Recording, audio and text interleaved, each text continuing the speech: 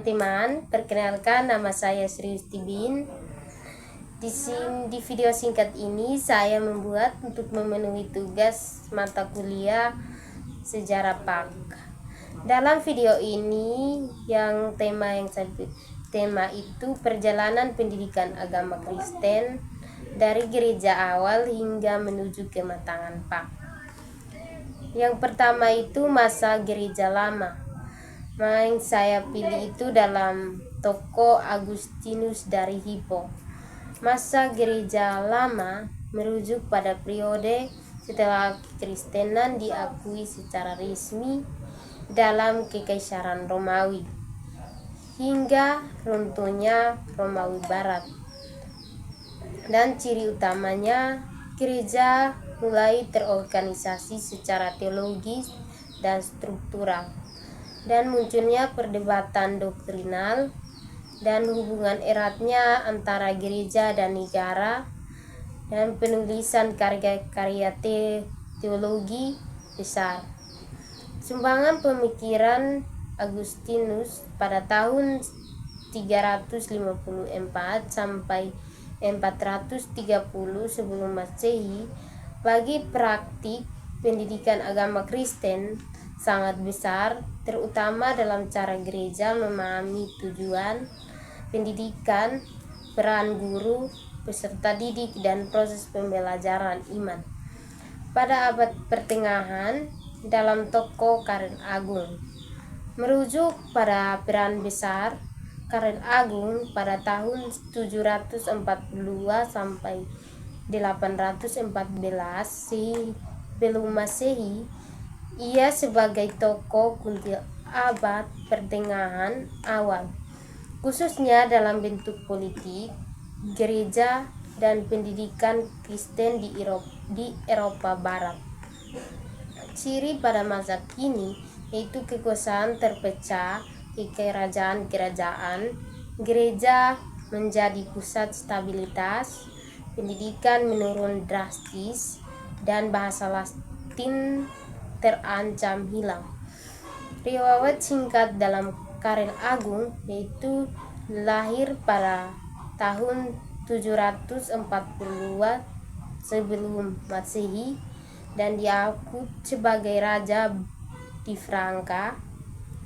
bangsa di Franka pada tahun 768 sebelum Masehi dan dinobatkan sebagai kaisar Romawi suci oleh Paus pada tahun 800 sebelum Masehi. Wafatnya pada tahun 814 sebagai dalam toko Martin Luther adalah tokoh utama reformasi gereja yang memadai peralihan dari abad pertengahan sebagai pembaru gereja yang menekankan kembali otoritas Alkitab dan keselamatan oleh iman. Latar belakang Martin Luther yaitu lahir pada tahun 1483 di Jerman dan dibiara Ordo Agustinus dan diakut sebagai profesor teologi di Wittenberg. Wafatnya pada tahun 1546. Dalam tokoh John Calvin adalah salah satu tokoh utama reformasi Protestan selain Martin Luther.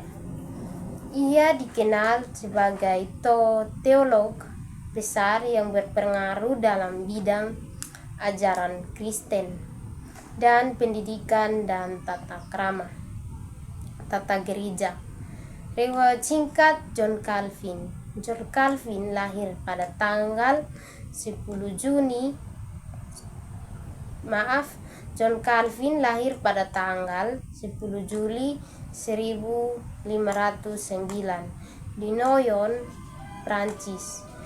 Ia awalnya belajar hukum dan humaniora, tetapi kemudian beralih mendalami teologi Setelah mengalami perdebatan rohani karena ajaran-ajarannya dianggap bertentangan dengan gereja Katolik, John Calvin harus melarikan diri ke Swiss. Yang berikut tokoh Johannes Comenius.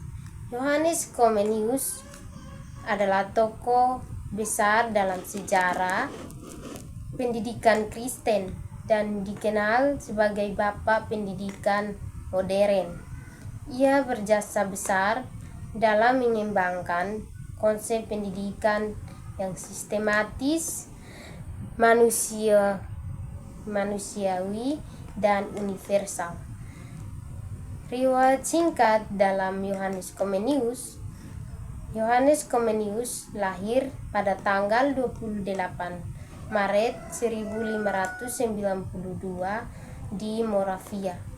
Ia adalah seorang pendeta Kristen dari gereja Moravia, sekaligus filsuf dan pendidik. Hidupnya penuh dengan penderitaan karena perang dan penganiayaan agama, sehingga ia sering berpindah-pindah ke negara. Yang berikut kesimpulan perjalanan pendidikan agama Kristen dari gereja awal hingga menuju kematangan Pak. Perjalanan pendidikan agama Kristen dari gereja mula-mula hingga mencapai bentuk yang matang merupakan proses panjangnya yang dipengaruhi oleh konteks sejarah teologi dan kebutuhan zaman pada masa gereja awal. Pendidikan iman bersifat sederhana dan berpusat pada pengajaran para rasul. Pak dilakukan melalui katekes, pengajaran lisan, keteladanan hidup dan pembinaan jemaat dalam komunitas. Tujuan utamanya adalah menanamkan iman kepada Kristus dan membentuk kehidupan Kristen di tengah tekanan dan penganiayaan. Masuk pada abad pertengahan, pendidikan Kristen lebih banyak dikelola oleh gereja dan biara. Fokus pendidikan bergeser kepada kaum rohaniawan dengan penekanan pada doktrin dan disiplin gerejawi. Meskipun pendidikan umum terbatas, gereja berperan penting dalam menjaga tradisi, belajar, dan pengajaran iman. Pada masa reformasi, tokoh-tokoh seperti Martin Luther dan John Calvin membawa pembaru besar dalam pendidikan agama Kristen. Pendidikan iman dikembalikan kepada Alkitab dan setiap orang percaya didorong untuk membaca serta memahami firman Tuhan. Sekolah-sekolah Kristen mulai dikembangkan dan pendidikan dipandang sebagai tanggung jawab gereja, keluarga, dan negara. Selanjutnya melalui pemikiran Johannes Amos Comenius, Pak mengalami perkembangan menuju sistem yang lebih matang dan modern. Pendidikan dipahami sebagai hak semua orang dan dilakukan secara bertahap, manusiawi, dan holistik dengan tujuan membentuk iman, akal budi, dan karakter Kristen. Secara seimbang, kesimpulannya, kematangan pendidikan agama Kristen tercermin dalam dasar iman kuat pada Alkitab, pendidikan yang inklusif dan sistematis, keterpaduan antara iman, pengetahuan, dan kehidupan.